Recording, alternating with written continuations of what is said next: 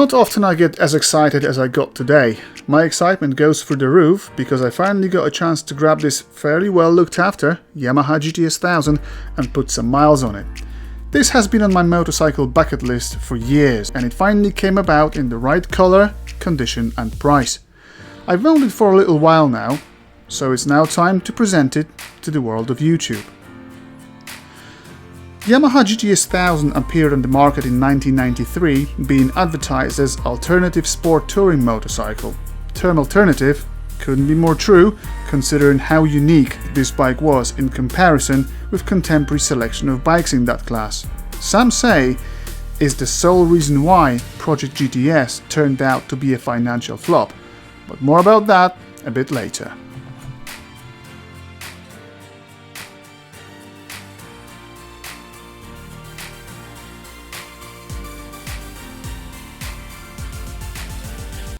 On the face of it, most of peeps with untrained eye would just call it another Japanese bike with full array of plastic cladding, but a closer look with some attention unveils how incredibly unusual this bike actually is. Alright, talking about the GTS always needs to start from outlandish technology and design. First and most obvious is the suspension. Not so much the rear, as this is just rather standard type of shock absorber with some adjustments on offer. What catches the eye though is the incredible front suspension system with single-sided swing arm.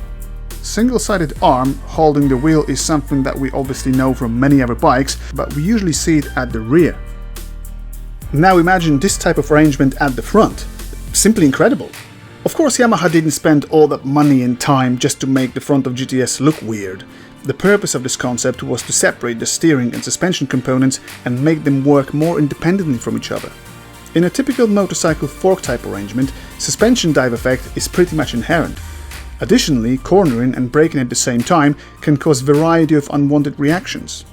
Eliminating, or at least significantly reducing front-end dive in a corner makes cornering safer. Well, that's at least a theory behind it. GTS's suspension system is simply a work of art, designed in America by James Parker, who licensed his patent to Yamaha. Either way, that's not the only hit you find on this bike. Because of the complexity in the front end, brakes had to be designed to suit the package, and a massive 330mm ventilated disc was used to provide stopping power. Front disc is also a lot thicker than a typical stuff we see in popular bikes. The caliper used here is also massive and resembles something taken from a performance car. It has 6 pistons, and in some models of GTS it supports ABS, which in early 90s was a rarity in the motorcycle territory. Propulsion of the GTS is provided by a tried and tested 1000cc inline 4, known from FZR 1000. Engine was revised, or retuned if you will, to suit more touring-oriented character. This was one of the things many potential buyers didn't like. Why is that, you might ask? Well, to be quite upfront about it, Yamaha robbed about 30% of horsepower of what this engine originally put out. Going from FZR's output to just bland 100 horsepower was a bit disappointing. Some of that loss can be attributed to another technological novelty of the GTS, and that is three-way catalytic converter. Emission regulations were nowhere near as strict as they are today, but restricting the exhaust means less power, so here we have it. Aggressive high-lift cams from FZR were replaced with milder ones to bolster low-end torque. On the positive side, Yamaha decided to go ahead with electronic fuel injection instead of antiquated carbs. That has to be appreciated today, as modern fuel with ethanol additives wouldn't work great in carbs in the long term. So bless you Yamaha for this electronic fuel injection. The rest of the engine is as impressive. 5 valves per cylinder, dual overhead camshaft and digital engine management system. Gearbox has 5 speeds, but it suits relaxed touring rides quite well. Engine is also silky smooth, well, at least it is in my bike. A chain-driven rear wheel rolls on a 170mm tyre. 130mm tyre at the front is really difficult to find these days, so owners usually go for 120mm instead. That's what my bike rolls on at the moment.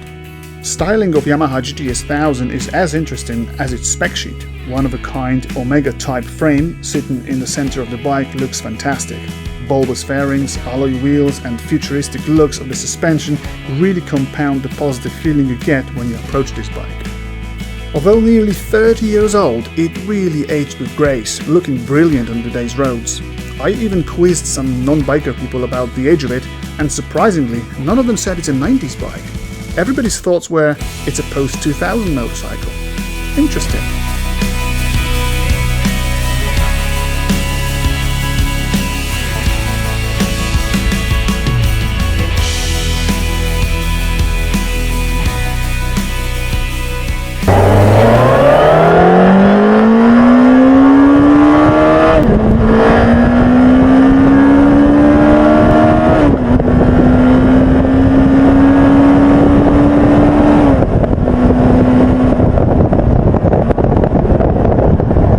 Classifying Yamaha GTS 1000 is a little tricky, I believe.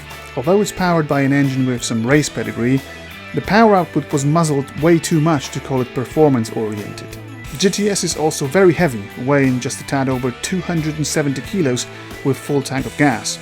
You really wouldn't call it sports bike by any stretch of imagination. In stock form, GTS lacks in comfort department. Don't get me wrong, this bike isn't a torture to ride, but to deserve a name of a tourer, it would need better wind protection just for a start. Factory screen maybe looks okay, but it could honestly do a better job in my opinion. Not a biggie though, because there were plenty of aftermarket parts available if you wanted one.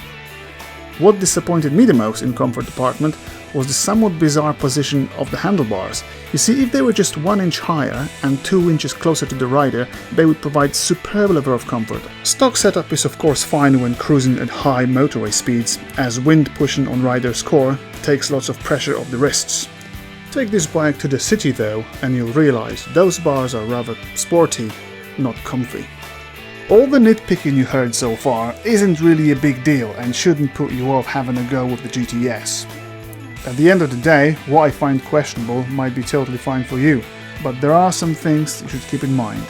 First is availability of certain spares, like for instance front brake rotor, which is pretty much unavailable now. It's basically discontinued, so if you see a second-hand one somewhere on eBay, grab it now.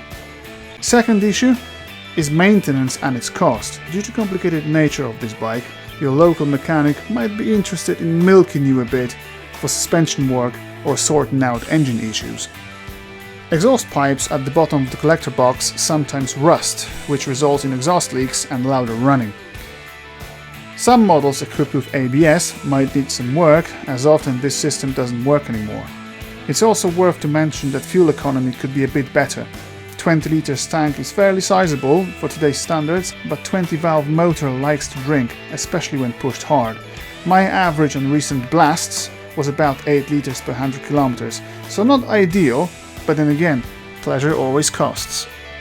Yamaha GTS 1000 is a quirky motorcycle directed at a client who knows what he wants. It will work great for people who value individuality, rarity and high tech. Although not many were produced, GTSs can actually boast some seriously incredible following. 30 years after its inception, this bike became somewhat of a collectible vehicle, and prices started going up also. In some regions of the globe, even quite rapidly. Good build quality, decent reliability, incredible wow factor and mystic aura this bike evokes is what comes to mind when GTS 1000 is mentioned. Really cool bike in my books. Do you agree? Let us know in the comment. Thanks for watching. Till next time.